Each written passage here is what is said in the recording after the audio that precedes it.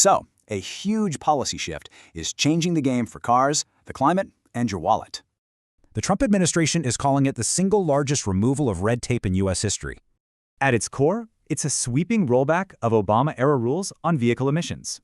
Now, their main case for doing this is all about major economic relief for Americans.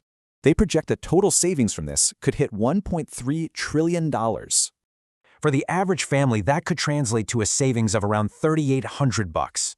And if you're buying a new car, it could be over $2,400 cheaper.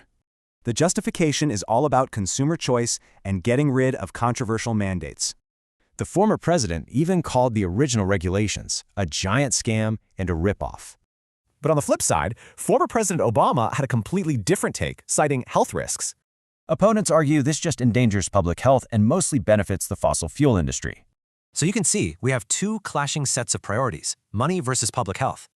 The whole legal fight really hangs on something called the 2009 endangerment finding. The administration claims previous policies were based on a very creative interpretation of the law.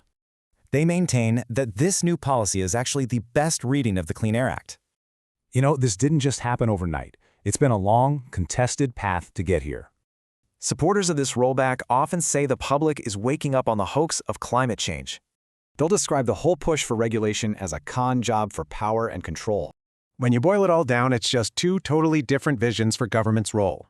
Which leaves us with a really tough question. How do we balance today's costs with tomorrow's risks?